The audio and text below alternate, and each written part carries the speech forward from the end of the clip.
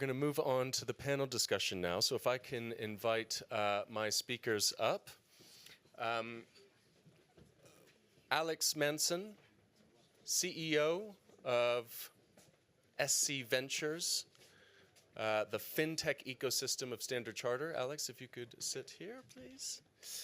Ann Duncan, former Chief Information Officer at the U.S. Department of Energy, and managed the department's IT portfolio and modernization and led technology, innovation, and digital transformation at the department. Noor Swed, founder and managing partner of Global Ventures, a leading venture capital firm based in the UAE and investing across the Middle East and Africa. And last but not least, Yousuf Al-Jaida, CEO of Qatar Financial Centre Authority, which aims to attract international financial services and multinational corporations to Qatar. So thank you all very much. Yes, we've got a flag a little bit obstructing us, but that's okay. So I'm gonna divide our conversation up into sort of 5 sections. And we're going to have a conversation up here for about 40 minutes, but then I am going to turn to you, the audience, and ask for your comments and questions for the last 5 minutes. So please do get those ready. And I did want to start with the role of regulatory sandboxes. That's in the title of this event, so let's start there.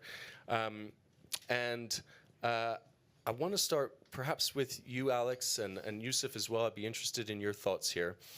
How have regulatory sandboxes in the Middle East, maybe I'll come to you first, Yousuf, such as those introduced by Qatar's central bank, how have those streamlined processes for startups and entrepreneurs? Thank you. I want to thank Invest Qatar for hosting us today, and I want to welcome all the guests to this panel and the pavilion. And it's a pleasure being here in Davos for the 10th year in a row. It's definitely not as cold as it was last year. So it's been nice and warm this year. On regulatory sandboxes, first of all, I wanted to introduce the Qatar Financial Centre, which actually we call in Qatar as a legal and regulatory sandbox by itself, because it's an entire environment that was put together in 2005 mainly to develop the financial services industry, but has developed into this entire ecosystem, which sometimes we market as a legal and regulatory sandbox, and I'll explain that in a bit. But the way we are structured in Qatar is that we have a dual system jurisdiction. Of course, mainland, which is where all the ministries lie and all the mainland laws lie, whether it's labor, whether it's immigration, whether it's commercial, and whether it's civil.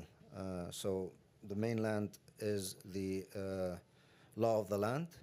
And then we have what is called as the Qatar Financial Centre jurisdiction, which is based on English common law.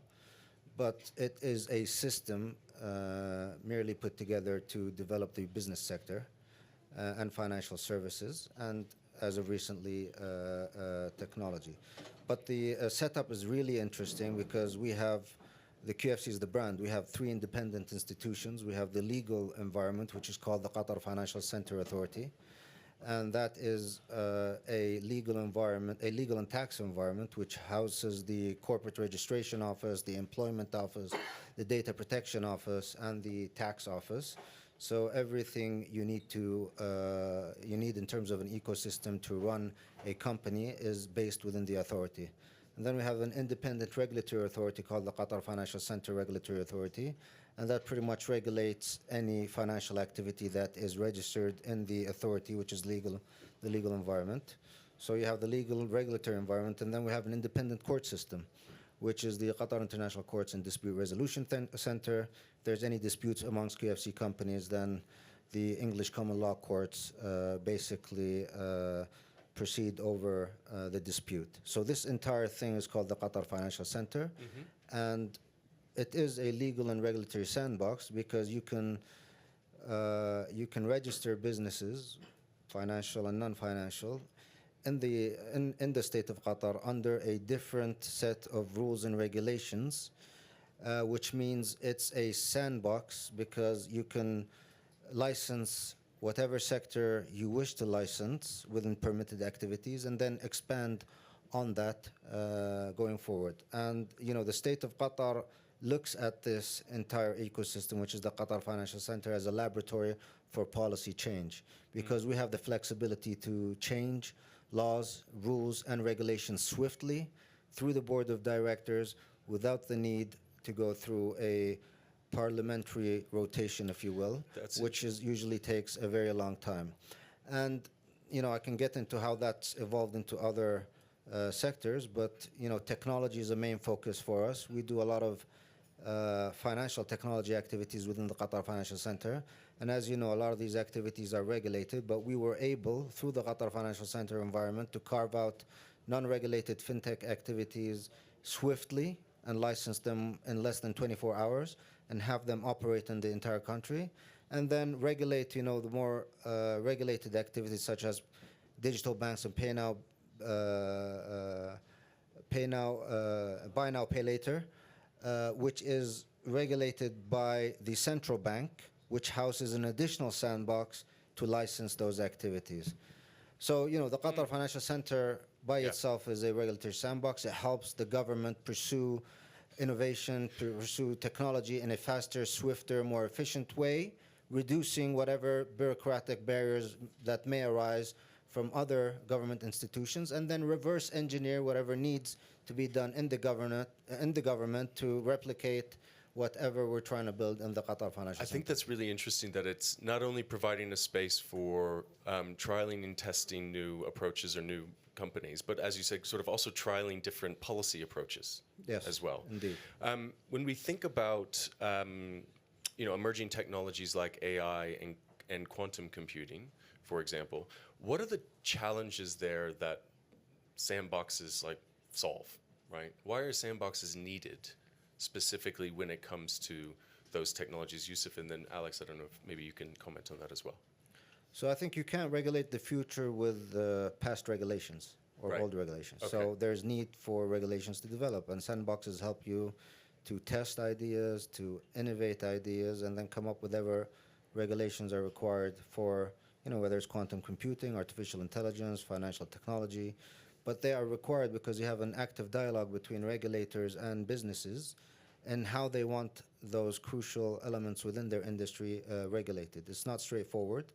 We have allowed companies to set up with the bare minimum of regulations, test them out in the market, and then if a certain piece of regulations had to come into existence, then we would coordinate with the existing regulators, such as the central bank, on putting those regulations in the sandbox as quick as possible. So they're important if you want to develop swiftly, if you want to compete in a very competing regional environment and global environment. And it's been, it's been a miracle on how these sandboxes have been able to bring businesses into the market, access to market quickly and swiftly. Do you have an example of a business, just maybe bring it to life, that's gone through the sandbox program? So in terms of in Qatar, I mean, we have commercial e-commerce companies such as Sununu. We have, the health tech company Medi. We have a couple of financial technology companies. I mean, there's tons of them. I don't want to list them all, but there's a lot of companies that are currently operating in the market without the need of, with the bare minimum of regulations, because they can do basically lending, they can do consumer lending, they can do a bit of digital technology through existing financial institutions that are currently regulated in the economy. So there's no need for double regulations. What they would do is access some of the financial institutions, get access into the clearing and settlement infrastructure of those institutions, and hence you are pretty much piggy banking over existing regulated companies. So I've seen some of that, some of those experiments happening, and it's a quick entry into the market. Yeah. But again, we'd also want to see some national champions also lending into the market and participating solo into the market as well. Yeah. Alex, I want to come to you. I know you're sort of in charge of the fintech ecosystem, right, within Standard Chartered. We're going to have to share some mics up here. I know you've been involved in sandboxes in Asia, a little bit in Middle East, not necessarily in Qatar, but can you maybe speak a little bit about your experience? We've heard the story in Qatar. What's been your experience? Is it very similar? How has it been impactful in your experience? Sure, and just to clarify the context, we're backed by Standard Chartered, quite separate. Though we build ventures. I see. We build ventures. So our portfolio companies are ventures which we've incubated and build over time, and over time they become real companies and self-fund, etc. And so in that respect, we're quite close to the founders, the entrepreneurs. And so your first question was, is a sandbox relevant for entrepreneurs? Is it useful? Yes, no. I'll try and answer this, but also try and bring it to life with examples, of which we have a few in Asia. Is it relevant? The question is, what does a startup need? Startup needs engagement. Try me, and ideally try me quickly, because I don't have that much cash in my bank account. So if you take 6 months to onboard me, that could drain it. If you take 6 months to cross all the T's and dot the I's, this is fine for a big organization which has the luxury of time and optionality, but could be deadly for a startup. A sandbox, as a POC, is just a way to call engagement. It's a proxy for engagement. And essentially what it is, the idea of just getting on with something and getting on with it quickly is exactly what a startup needs. The point is to prove a point. And a sandbox is essentially useful for that. Irrespective of whether regulations are in place, need to be adjusted, or perhaps there's no regulations. You asked about quantum computing. We do financial modeling or weather forecasts with quantum computers. It doesn't exist yet, so there's no regulation for it. And so there's an element of sure, it's going to have to be in sandbox. We've worked with a few sandboxes. We're in a few at the moment. One of our ventures is supporting stable coins in the stable coin sandbox of the HKMA, that's Zodiac Markets. Another one of our ventures is building a stable coin in the same sandbox together with a partner. Maybe I'll give you an example which brings it to life, and it's pretty clear why that wouldn't happen outside of the sandbox. So we have a digital bank in Hong Kong called Mox. Client of the digital bank wants to buy a carbon credit. We have another venture that validates essentially the carbon credits that have been generated from green financing projects. So there's an element of validation of the credit. Another venture of ours tokenizes such credits alongside other things. We can tokenize financial securities, ETFs, real world assets, and carbon credits. Tokenize a carbon credit. Client of the digital bank, I can tokenize that deposit, and here we go, we have an atomic swap. It's market creating. Right. We just proved the point. It's creating a market. It's a completely different way of doing things. Importantly, it's a different infrastructure. I'm operating on different rails that would have never happened outside of the environment which was created in the sandbox for it. So it's just a way to bring to life what the sort of things that is, in this case, for us, a collection of startups will be doing in the contained environment of a sandbox. Unproven, now we can get on with it. And ideally we're onto something and we can scale it and operationalize it, and it becomes bigger and bigger over time. Yeah. And Nora, maybe to bring you in as well, right? Obviously you're also venturing, looking for ventures to support and invest in across the MENA region. How important how do you work with sandboxes, right? Is that where you go to look for investment? So we don't look for investments in sandboxes, but many of the companies that we do invest in have come out of sandboxes.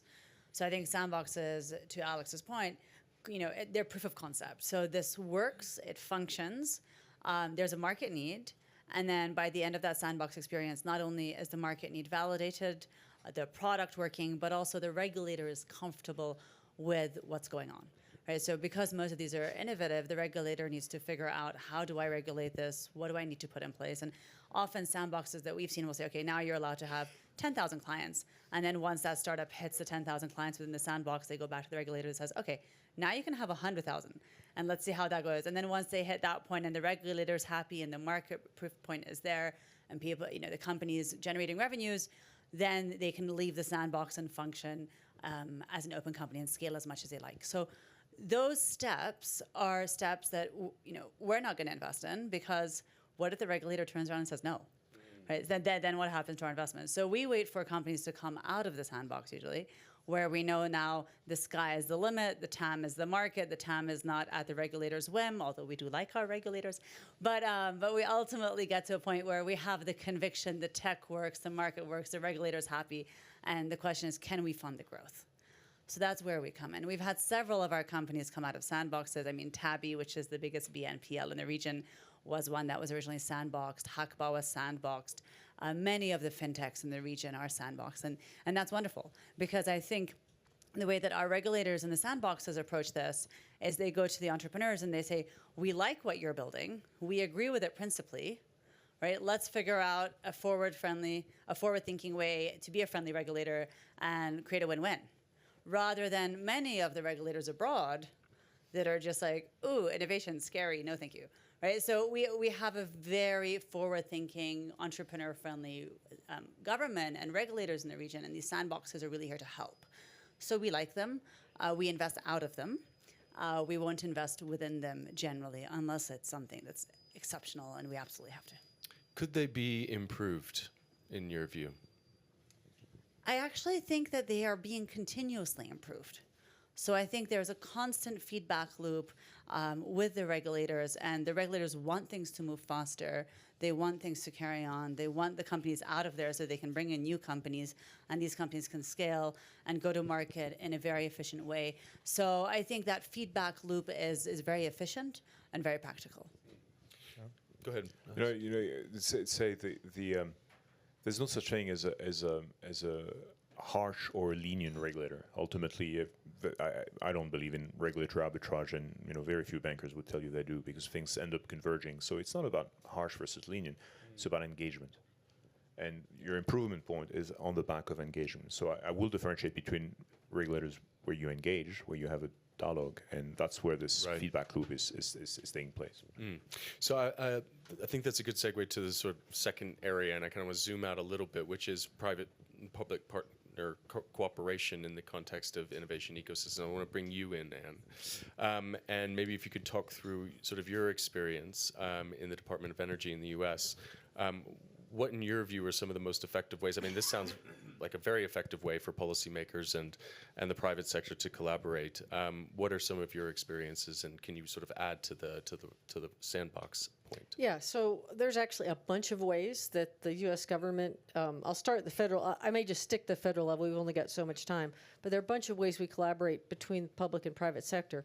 The most basic of it is that the Department of Energy, one of the main components of the department, are 17 national labs. 16 of those are government-owned contractor-operated labs, which means all that research and development is not done by DOE employees. It's done by people who work for Bechtel, or people who work for Stanford or Princeton or Berkeley, or some other companies that are running these labs. So we tell them broadly what we want them to do. We give them a pile of money and say, this is the research agenda, and by the way, you get to take a percentage off that top for lab-directed research that you can do anything you want with. And out of that, we get research back. Other parts of the U.S. government get research back. So you'll see if someone from DOD ever tells you that their lab did something, it wasn't. It was a DOE lab in service of DOD. We also spin companies out of there.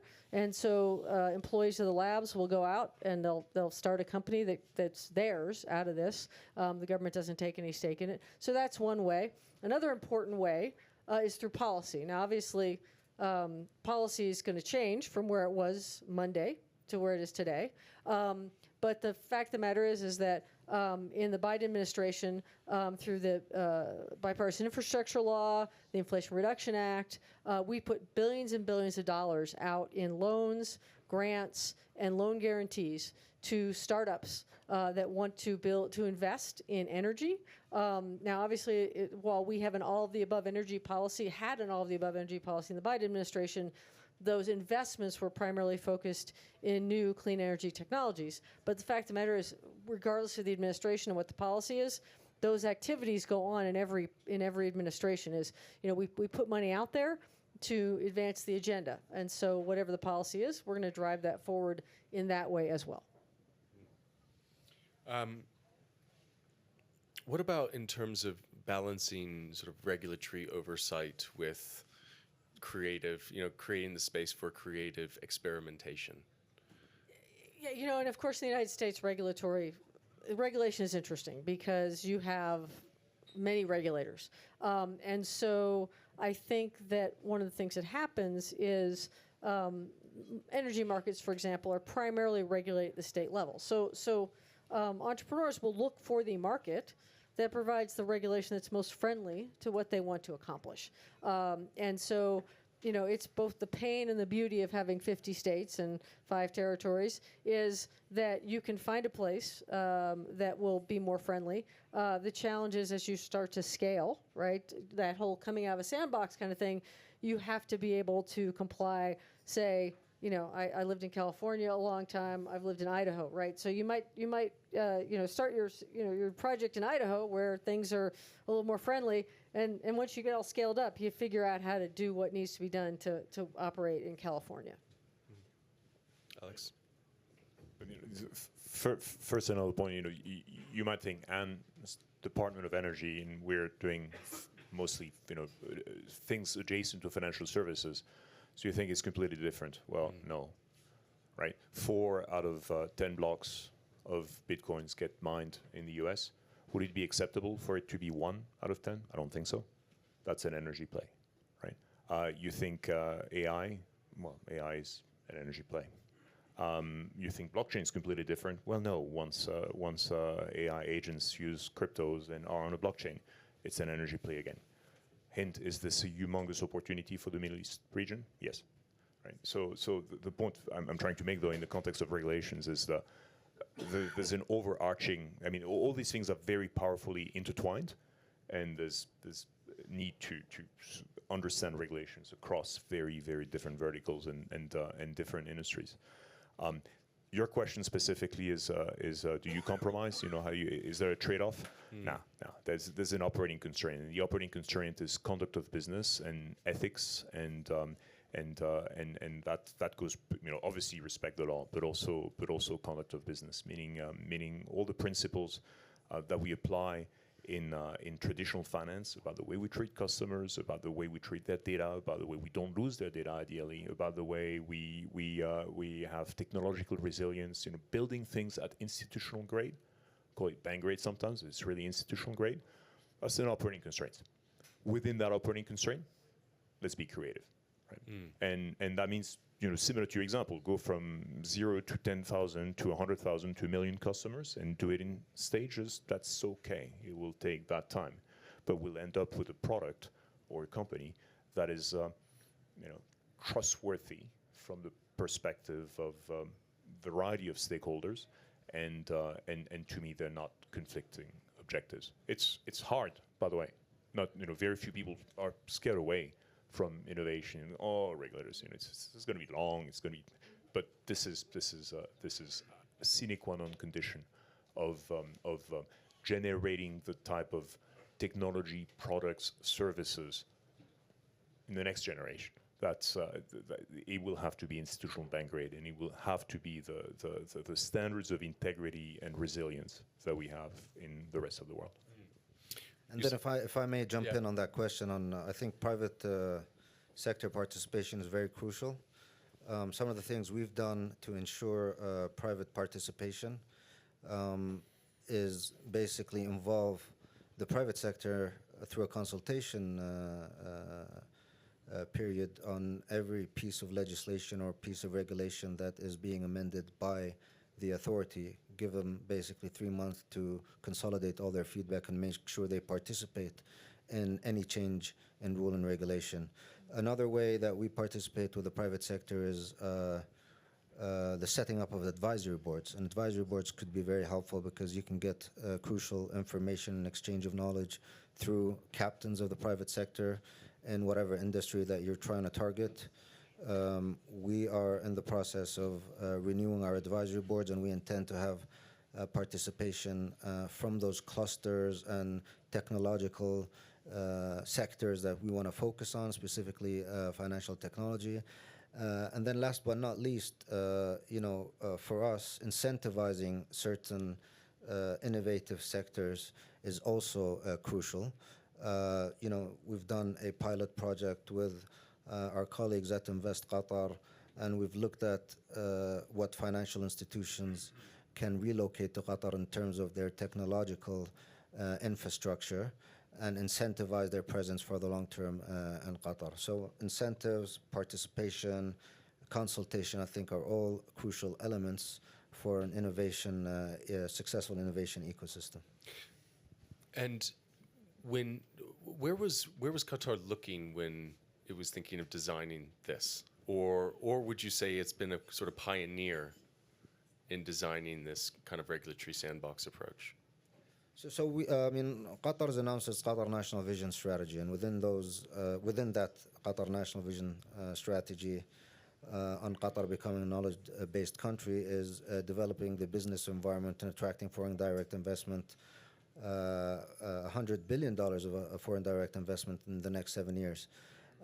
And since we're focusing on, like His Excellency the Minister said, the digital sector, digitalizing the entire economy, some of these, I think, innovative projects definitely require sandboxes on the ground to be able to fulfill whatever timelines the government needs. So I think it was a need created by the government, and given the flexibility in the legal environment of the Qatar Financial Centre, we were able to put up sandboxes in at least financial technology. We intend to expand that into other sectors such as health tech, biotechnology, even looking at sectors such as logistics and manufacturing in the future. And again, for us, sandboxing is not just about licensing. Sandboxing is about also enabling other measures such as easy access to visas, easy access in terms of employment laws, immigration laws, what type of judicial environment would apply. Your entire court system can become a sandbox. You can have a small court system that would test new digital disputes in areas that were never tested before in a judicial environment. See, this seems like, I guess what I'm trying to get to is where did this originate, this approach? Does it originate in the region, in the Middle Eastern region?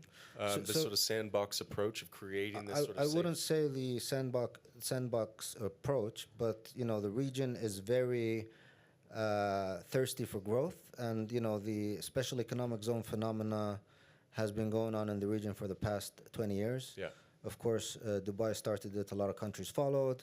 Everybody has a special economic zone in every cluster now, Yeah. whether it's Doha, Saudi, Bahrain, Dubai, Abu Dhabi, it's all over the place. And these laboratories, I'd call them, laboratories for policy change, can do wonders for the government. You can innovate as much as you want without interrupting the status quo. And do you see, I'm just curious, like, to what extent other regions are or could learn from what's happening in the Middle East, Alex? Well, both, and I think your question is hinting to the sort of competition between jurisdictions and sandboxes. I don't think they compete, but I think there's a hell of a lot of inspiration. Right. So as of I don't know, a couple of decades ago, I would think of Asia and Hong Kong and Singapore would have a healthy mutual inspiration. Right. Interesting. Hong Kong just did this. We'll do it in Singapore. I think the Middle East has taken a few pages from the book of Asia, and can now give Asia a good run for its money. Yep. And it's about emulation, which is it's an ongoing source of inspiration for people, and you'd expect that to take place where the hotspots of nation building are, which at the moment is in the region. Absolutely. And Anne, what do you think? Is there anything? Could the U.S. in terms of its approach learn from some of the things that are happening in the Middle East? I mean, I think absolutely right. So I think about, you talk about learning from Asia. You think about all the special economic zones and things like that we've had in Asia for decades.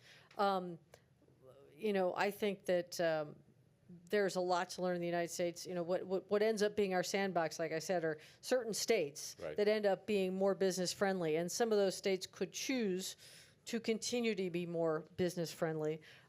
Certainly, the federal government could also take some cues to support specific industries, and you know that's where I look at that money. Like in the bipartisan infrastructure law, there was money very much targeted at semiconductors and chip manufacturing to try and reduce the barriers to entry to come back into the U.S. with some of those. So it's harder for us at this point to make sort of sweeping legislative changes the way the Middle East is given their governmental structure much more agile than we are in terms of being able to make those changes. But what we can do is make some changes at the state and local level, and we can also provide incentives for the business, the areas that we want to be more successful. So they tend to be more financial than regulatory, but then again, like I said, you can go back to states where they make a very welcoming regulatory environment and can probably learn from some tricks from you in terms of how you've made that a better regulatory environment. We have about 15 minutes left, so about 10 more minutes of discussion, then I am going to turn to the audience, so get your questions and comments ready. Noor, I want to come to you now and sort of think about what's important to sort of build globally competitive innovation hubs, and in particular, what's needed to both support local business but also attract international business. Well, I think sandboxes are important, so let's start there. Right. but all joking aside, I think companies that start in these sandboxes and innovate, and usually they are very innovative because it really is this new technology. How do we regulate it? How do we get on board and get the founder on board and make sure this works? And once they're out and they start scaling, the way that we see it is, are you solving a real problem, right? So it really just comes back to fundamental entrepreneurship. So, put the sandbox aside, put the regulation aside. What is the problem that the founder is solving? How big is it? In our part of the world, we're sitting in the middle of the global south. So is this problem more acute here or less acute here than it would be in Asia or in Europe or in the US? Has it been solved before? And the way that I take a view to our part of the world, especially now, is we're leapfrogging. So, and I talk about this a lot in my book. I think we brought some copies. I think they're gone. So if any of you want copies, we're doing another book launch tomorrow at 1 p.m. at the Emirates Pavilion. Although I do love the Invest Qatar Pavilion. But ideally, I've interviewed 35 founders across the region and their success stories and highlighted some of them. And so I'll summarize it to answer your question. But it's real innovation in a manner where the founder is not thinking outside the box. They're literally thinking there is no box. What is the big problem I want to solve? What is the world's best technology that can solve this problem? How do I take that technology and build a product that works and a company and solve this problem, right? And then if I'm solving this problem for our part of the world, where if you take a look across fintech, health tech, ag tech, ed tech, we have massive challenges, right? So if you take a look at fintech, 6 years ago, the region was 85% unbanked, right? Now we're at 55% unbanked. Nobody built banks. When we think about health tech, we have 1 doctor per 1,000 people. Europe has 4.7 doctors per 1,000 people. We're never going to have enough doctors. The question is, how do we get over it and use technology to enable access to healthcare? Right? So once we start solving these problems on a massive level, we then start exporting them, because these are fundamentally better solutions using greater technology in an industry where you don't have incumbents. So you're not trying to replace the banks by providing a slightly better financial solution. You're coming in and saying there are no banks, and so the regulator is saying, great, how do we make financial inclusion happen? Right? You're not providing telemedicine as a slight improvement to healthcare. It's no care or this kind of health tech. And so again, your regulator is saying, great, how can you help me solve this problem of not having enough healthcare providers? And so with that, then the adoption is faster. You're in a white space. There are no incumbents saying it's impossible. And so we've seen from there companies just build better tech, better products, better solutions. And some of these that I've written about in the book include, for example, Proximie, which is a company that started in the region in healthcare, surgeon, working across different areas in our part of the world, and she couldn't get from point A to point B fast enough to help people. She was frustrated that it took travel time was more than surgery time. So she built a virtual streaming platform to help her and other surgeons in emerging markets do more. And this then turned into a streaming platform for hospital ORs. Last year, they did 85,000 surgeries in the US, virtually enabled surgeries. It's a better solution than what's out there in the US. It's just if she had tried to start this in the West first, people would have said, well, we don't really have a problem. People can wait a month to get their surgeon here, right? But she's doing it in a part of the world where it's either this or no surgery. Once it worked, once it's proven, then others are happy to adopt it. And it's more likely to be proven in a part of the world that needs it. So this goes across education. This goes into manufacturing now with what's happening in 3D printing in our part of the world. And so when we think about what's happening in entrepreneurship, it's not just copycat, emulation, or localization of international ideas. No, the region has come really far in saying we have massive TAM for some of these problems. We don't have industry incumbents. The regulators and sandboxes are here to help us figure out how to address these challenges, and we can build the world's best tech. And so we have over a dozen companies just in the global ventures portfolio now that have more revenues in the US and Europe than in the region. And when we invested, they were only in the region. So that's how I think, the regulators enable the fact that these are companies that can exist even though the technology is brand new. The entrepreneurs are focused on how big is this TAM. The incumbents don't exist to stop you. And the problems are so dire that everyone's happy to try. And then the capital flows to enable the growth. So it works. Sounds pretty good.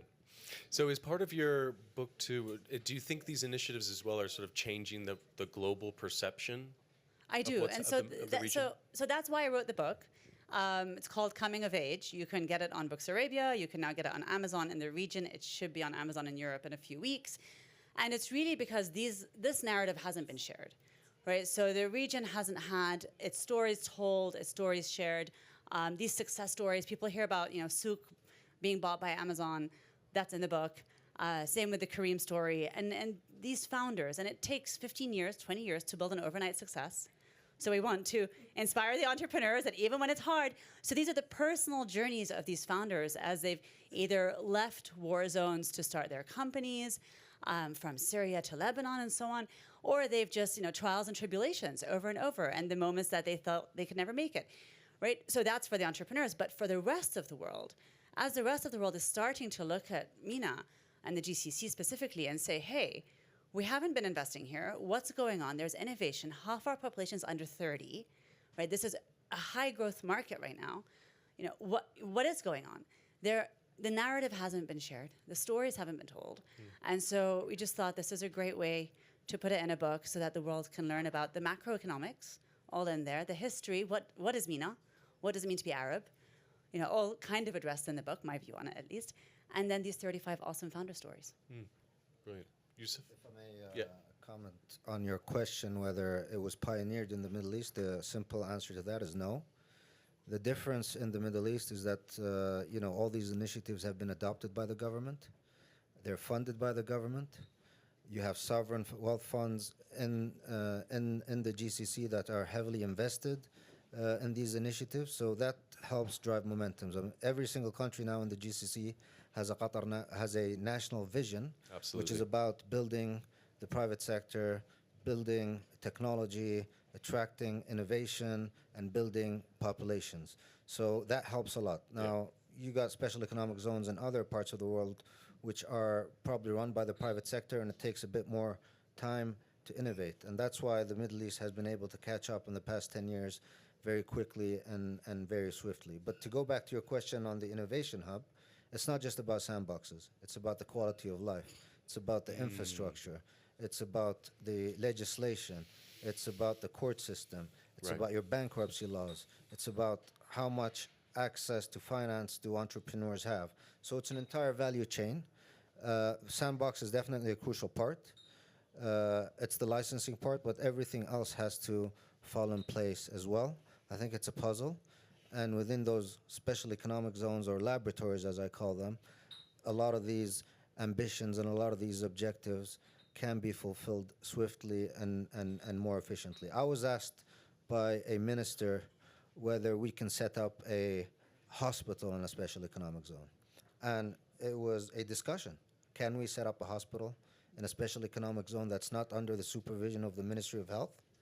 And then, a question came up, what happens if a patient dies? Who's responsible for that? Yeah. I'm just saying, there's brainstorming, there's At least discussions the that can be conversation's had. happening, yeah. That could be had. Certain sectors, it's easier. Other sectors are heavily regulated. You don't want to step on the toes of the regulators as well, but you can have dialogue. And these dialogues are interactive. These dialogues are intellectual. And you can innovate a lot in many areas with those laboratories. I want to come to you, the audience, now. Hand immediately up in the front row. You first, and then the gentleman there. And let's take a couple questions, and then we'll come back to the panel. Thank you so much to the panel. I have a question to you, Yousuf. Obviously, you talked about innovation as the end-to-end ecosystem. And I'm wondering from women, women supporting women in innovation, how do you see this? In particular, not just at the time when they are already kind of my age, but from the very upbringing. Great question. Let's hold for a sec, and then let's take the gentleman there. And if there's one more, we'll take three, and then we'll come back to the panel. My question would be to Yousuf. My name is Ahmed Tekin. I'm working for a real estate investment fund in Zug, Switzerland. And the Qatar Financial Centre is a key player in attracting global investment. So what are the incentives or support mechanisms in place to attract companies from Turkey and Switzerland, and how can these companies leverage Qatar as a hub to expand across the region? Yeah. Okay, thank you. Anyone else? There's one over there. Thank you. Thank you so much for your presentation. I guess my question is, those of us who are stuck in kind of regulatory purgatory here in Europe when it comes to regulators and trying to innovate and make sure that there's more digital growth, what's a key takeaway from your experience that we can start doing almost immediately to help move some of that forward? Okay. Move your business to the Middle East. Excellent. Three great questions. So women in innovation, particularly in the early education space, how do you encourage and inspire? How do you attract companies from Switzerland and where else? In Turkey, but broadly other countries. And then lessons for Europe in particular. Yousuf, you were named specifically, but I'm sure others would like to comment as well. Do you want to address some of those? Let me take the real estate question in terms of how do you establish your business in Qatar, or what type of incentives apply. As you know, I mean, the countries in the Middle East have been really vibrant real estate markets right now. So real estate funds, I think, are very well placed, should be very well placed for the next 10 years in the region. The countries have national visions. We are focusing on increasing population, so there should be a good trend for real estate funds. So I invite you to set up your fund in the Qatar Financial Centre and focus on the region as a real estate play. But the environment itself is an incentive. We have English common law for real estate funds. We have our own collective investment fund laws. We have an independent asset management regulator that would look at establishing your fund in a CCAP format or a collective investment scheme format with access to other real estate markets in the region, so you can easily invest cross-border, specifically in real estate, not in every sector. But we also have incentive programs in other sectors. Real estate, honestly, is not one of them right now, but if you are a business in technology, if you're a business in financial services or even financial technology or manufacturing or logistics, and you're putting people on the ground in Qatar and you're building a base out of Qatar, then we would sit with you one-on-one and figure out an incentive package to Invest Qatar to subsidize some of your costs and ensure that you have a fruitful, profitable presence in Qatar for the rest of the region. I hope that answers your question. In terms of women and entrepreneurs, honestly, a lot of the workforce, 50% of the workforce in Qatar are females and women. A lot of the entrepreneurs we see below 30 in terms of businesses are females, Qatari females. But even the university graduates in our education city, which has the top 5 U.S. universities, most of the graduates are women. And English common law applies whether you're a male or a female. So really, the ecosystem doesn't discriminate. Female, male. If you have a good idea and it's innovative enough, and it's technological savvy, then man or woman, you can profit out of Qatar's market. In terms of, I was going to. the third one is, I thought I answered that. Just move to the Middle East. It's cheaper. In terms of the tax environment, a lot of European wealth is migrating towards Asia and the Middle East. We've seen a lot of migration towards the Middle East. A big driver is tax. Another driver is quality of life, to be honest. I've dealt with a lot of high net worth individuals who are moving into the region. Part of my job is to pitch Qatar, of course, but high net worth individuals seem to shop between countries in the Middle East. And, from what I explained earlier, the legal environment is very savvy and efficient and amendable and flexible. Let's put it that way. I know it's a bit more rigid in Europe, and laws are changing as well in favor of governments. We're looking at changing laws in favor of investors and the business community. And I expect in the next 10 years that a lot of businesses, whether it's family offices or even technology businesses or innovators, would actually start relocating towards Asia, Southeast Asia, the GCC, and perhaps even the greater Middle East. We're capturing some of that. Part of my job is to attract more people into Qatar, attract more businesses. So, if I can convince you to relocate to Qatar, Swaps cards after I'll definitely give you a business card. Anne, did you want to come back on any points? Yeah, I mean, I think your question, I think that, for the challenges, so I spent 5 years in education somewhere along the way in my career, and what we saw was girls lost interest in technology often by the age of 5.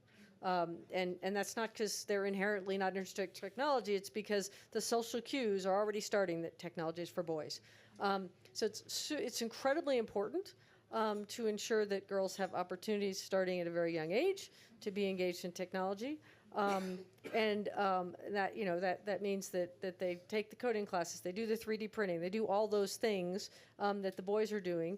And then when they get to high school and college, to university, that then they're exposed to incubators and things like that. So I mentor students at Georgia Tech, and there are a number of opportunities there, as an example, and I know they exist in the Middle East, I know they exist in Europe, where they can do what the CreateX program is there, which is here's an entrepreneurship program that allows you to figure out your business idea. And I think part of that starts from giving them the idea that they can have a business idea. Because when I was in college, no one said, oh, let's help you with your business idea. College students didn't have them. But we even see high school students with them. But creating that environment where girls and then women see that, yes, that opportunity is for them too, and that we don't track them off away from math or science or engineering. So I think that's really key. And we can do that anywhere in the world. We're seeing that happening in Europe, in the Middle East, in Asia, in the US. It's an equal opportunity thing. I'm just going to pile up on the question and agree with everything you said, but just going to note two things. Tech is a great equalizer. Code is a code, and for women, sort of proving themselves, tech has been a great vehicle. In fact, we cooperate in women in tech. The ratio in the tech industry is 90-10. It's pretty dire.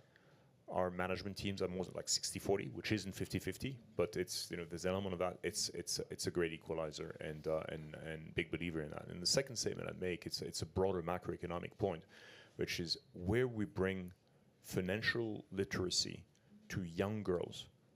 We can almost see in some of our emerging markets, and I think Africa, I think South Asia, we can see an almost direct impact on the GDP. And I'll add that not just as tech an equalizer, AI is an equalizer. I think right now we're at the beginning of this new tech boom, right? It's a new technology. No one owns it yet. There is no, guys have been coding for a long time and girls don't code and let's do girls that code kind of thing. No. With AI, everyone is on a level playing field. And we've seen, I would say 40% of the AI companies that have come in for funding over the last year have been either woman co-founder, woman founder, and I think that as we go to no-code code, you will see a lot more women at the forefront. And I think that leadership is, entrenched in EQ and social skills, and those are things that we actually have a little bit of an edge in. So I think as long as the confidence is there and the experience is there, I'm not a believer in entrepreneurs at 21. I think people need to go, need to get skill sets, need to actually work, need to figure things out, need to get experience, need to learn from a mentor, a boss, all of it. And then have your ideas, have your dreams, work on that. But coming in as an entrepreneur later always gives you an edge. And I think that's important for girls or boys. It doesn't matter. And to your point about AI, so programming was women's work until video games came along, right? And then boys started playing video games and they started coding and it became men's work. And women have had to fight their way back. So one of our goals or jobs in AI is to not let that happen again. That AI is for everybody, not just for men, not just for women, that everybody can work in AI, everybody can create in AI, everybody can be an entrepreneur in AI. So that would be my sort of throw down that gauntlet. Let's not let this what happened with programming happen with AI. Yeah. The Europe, do you want to address the Europe question? Quick, you said purgatory, which is that's hell, pretty good. yeah. It implies it's not quite hell, right? It's not quite hell. And I was going to take you up on that, which is purgatory implies there's a way, and the way is engagement. So I wouldn't write off. I know there's a lot of self-flagellation going on in this part of the world, and that's one of the takeaways of this meeting here in Davos. But Europe's got a lot of things going for it, and some very smart regulators who are willing to learn and engage. And I think that engagement is critical. Having said this, and highlighting, sort of building on Noor's sense of urgency, the dire needs, we did incubate a few ventures in Asia, most of them Asia, Africa, and the Middle East, obviously, and then relocated them at some point to London to be closer to clients, be closer to a regulator, and have that credibility as well, which comes to proximity. So I wouldn't quite give up on it. Yeah. Well, we're at time, and really fascinating discussion. I will just end where I started and just say there really is such an incredible sense of energy and vision, and the sort of levels of experimentation that we're seeing in the region and innovation emerging from the region is truly inspiring to many. And I think, as I said, we are still in a difficult context, geopolitical context, economic context, and it is a highly competitive environment, obviously, with respect to AI and emerging technologies. But I think Qatar is doing some pretty amazing things. So I just want to thank our speakers. I want to thank Invest Qatar for sponsoring the session, and thank you, the audience. Hope you have a good rest of Davos. Thank you. Thank you.